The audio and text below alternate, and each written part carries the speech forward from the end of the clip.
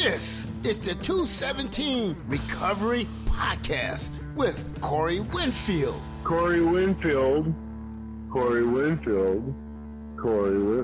You have a rich person's name. Like, you should be a billionaire with the name Winfield. Anyway, call me back, bro. 17th of October, 2020. This is the 217 Recovery Podcast. My name is Corey Winfield. I'm the host. Joining me tonight in the studio is Marnie Liston. Hey. How are you doing? I'm good. Good. So, family in town. I had family in town over the weekend and still had to kind of work and do some rides, stuff like that.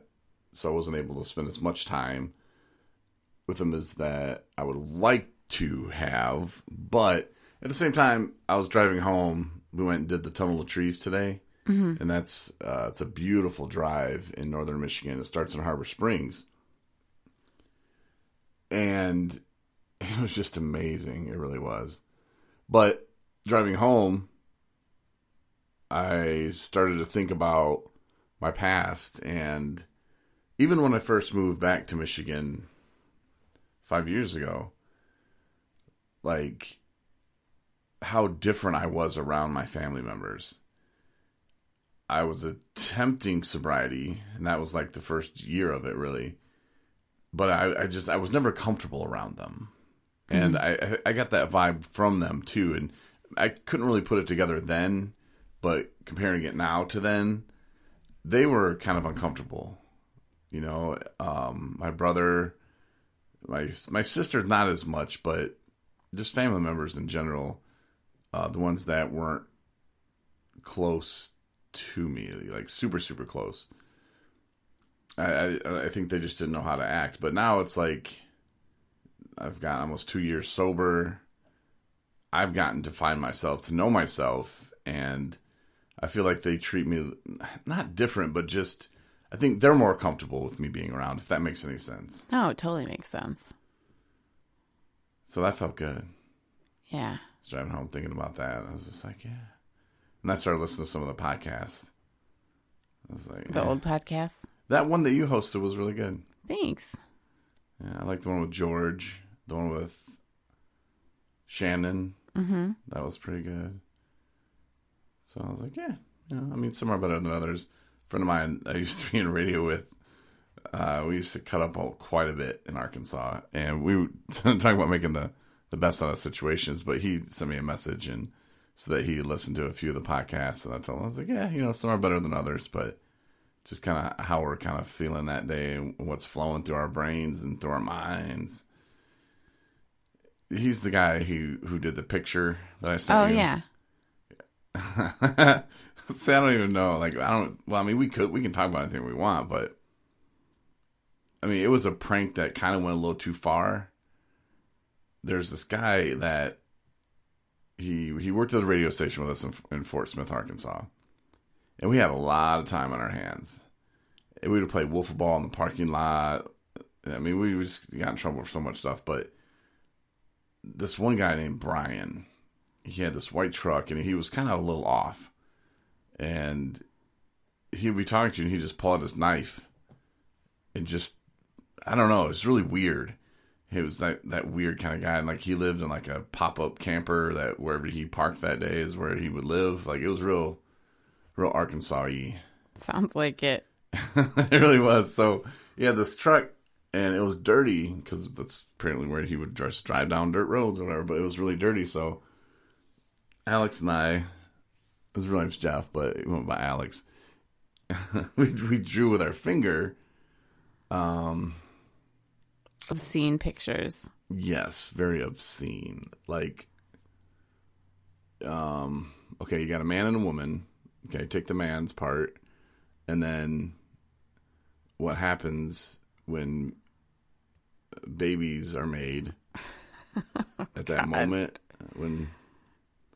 Anyway, it was obscene. It was that, like, what happens there. And then I think he's the one who I don't remember who drew what. I think he drew that, and then I decided to draw a woman's body.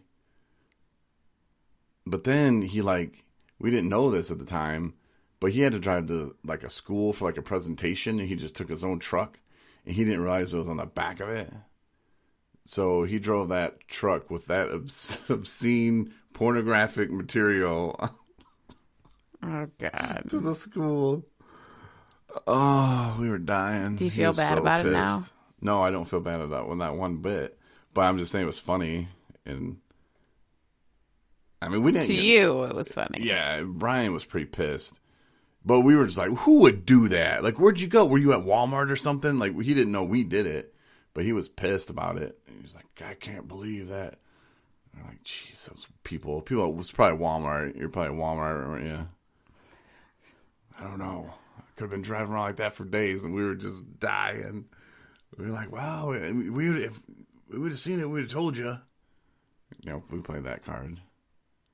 Were you sober when you did it? No. Well, I mean, at the time, yeah. I mean, the alcohol was leaving my body. Did you learn your lesson not to do that? Yeah. Mm-hmm. No, I didn't really learn a lesson on that one, but it was funny. And Alex reached out and said, hey, listen to the podcast, so I appreciate that, So Alex. he forgave you.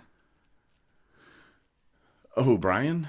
Oh, okay. I thought you were talking about the guy's truck it was. No. Like I said, he didn't know it was us who did it. Oh, okay. Are you... Hi, should we start over? No, I'm Can with we tell you. the story again? No, Okay, so I'm- there's a man I got it. I'm just part, saying. and then there's stuff, babies. No, I thought it was the guy. It was Andrew the guy's truck who called you about the podcast. No. Nobody called me. He sent me a message on Okay. Facebook. Jesus. Are you okay? Yeah, I'm fine. You've been watching too many movies. Oh, my gosh. So, before... I mean, hey, you know what? Watching Lifetime movies is better than drinking, right? Absolutely. So if you want to lay there and watch Lifetime movies and do what you need to do. Now I know what you go through when you wait for football to finish. You're just like, oh, can we get this podcast over with? Can we go do the podcast now? Oh, hold on. I got to wait and see because my player's still playing. So now, touche. So I had to sit there and wait for her to watch her Lifetime movies. Whoopi Goldberg was in it. The dude from, what's the name of that movie that you just watched? Big Stone Gap. Please, that's on Netflix. Yeah. Please, just skip over it. if It you wasn't. can. It wasn't very good. No, it's horrible. Ashley Judd was in it. Yeah, I just think she was cute. And then that guy from Insidious. He's in a couple other movies too. I like him as an actor. But Whoopi Goldberg and it was horrible. Yeah, you can skip it. But just saying, if you can avoid that movie, best of luck to you. And even if your wife or maybe you want to put your husband through hell, there you go. But if your wife's like, yeah, but they said it was good. No, they didn't. Corey and Marnie even said it was horrible. But she just wanted to piss Corey off, so she just watched it in full entirety. So I put out on Facebook today too. Is there something you want to talk about real quick? No, go ahead.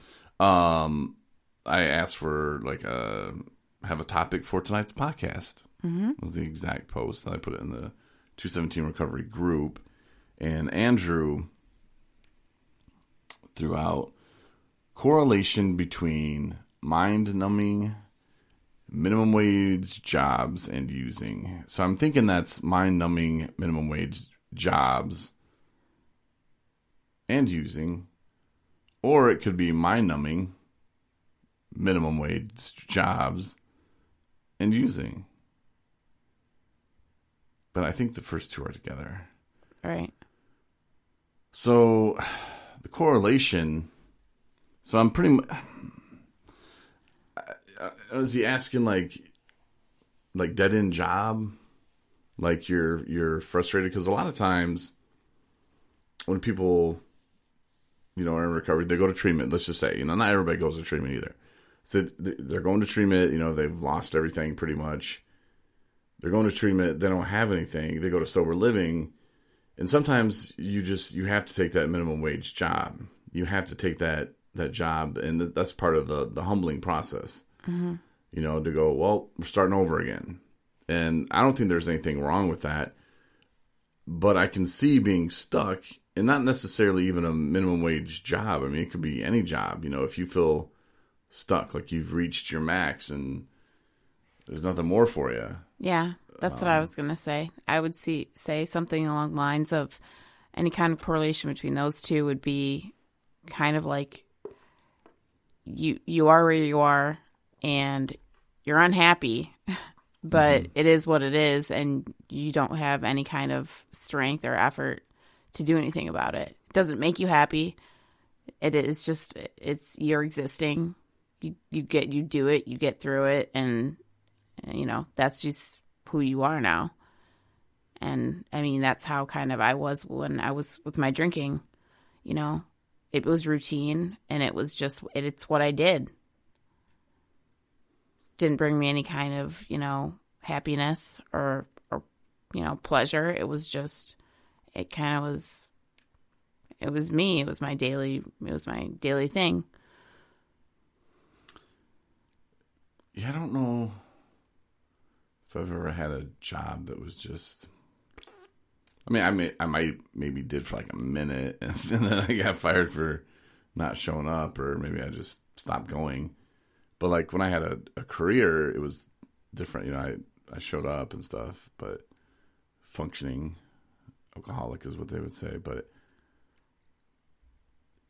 if you're not happy in that job, I mean, you're the only one who can do anything about it. This isn't, well, unless you are listening in Russia, then because people do. But, this isn't like communist country, like you're not made to do a certain thing. Like if your dad's a goat farmer, that doesn't mean you have to be a goat farmer. This is America. You can be a goat herder. Mm-hmm. But no, seriously, like figure out what you need to do to make yourself happy. And if you're spending your money on using, it could be liquor, you can buy, this money, liquor pretty cheap. Mm-hmm. Bottom shelf. So, I mean, it doesn't really cost all that much money, but at the end of the day, it does add up. But yeah, just do whatever you can. My advice, just do whatever you can to pull yourself out of that. You're the only one who can do anything about your situation. Mm-hmm. Unless you win the lottery or something. I don't know. Like, go back to school. I mean, weigh your options out. Make a list. Right. What are your options? Well, and that's the thing about when you get sober is that I think it's important. I mean, you're kind of recreating yourself. You have the opportunity to change, and that's what you have to do. You have to. People say you have to change everything. I don't know if that's necessarily true. They have to change everything, but I think it's important that when you are starting over, that everything kind of needs to be put. Start from the beginning. Start from the ground up if you have to. And, my advice to people is when you're searching for a job, because lots of people that are, starting over, you have to start, at just a, minimum wage job or what have you. And I always say, don't just get anything. Do something. If you're employable, find something that you like to do. Find something that makes you happy. And everybody's different. Some people like waiting tables, working in a restaurant. Some people absolutely cannot do that. Some people like construction and can do that. Some people, it's not their bag. Some people love retail, work in a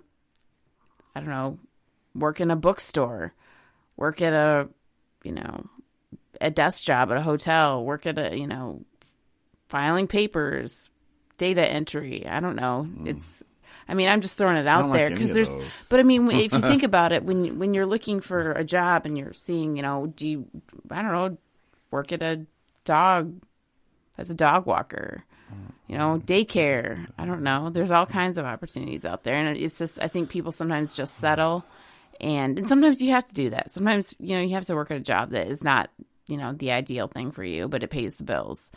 But I wouldn't suggest getting stuck there, because if you, set goals for yourself and, dream big, then, eventually you'll get to something that makes you happy. And that's when you wake up in the morning, I mean, going to your job and not dreading it is really important, for your happiness on a daily basis, at least for me. I love my job, so, I don't, of course there's days where I'm like, I don't feel like it, but everybody has those days. But, try not to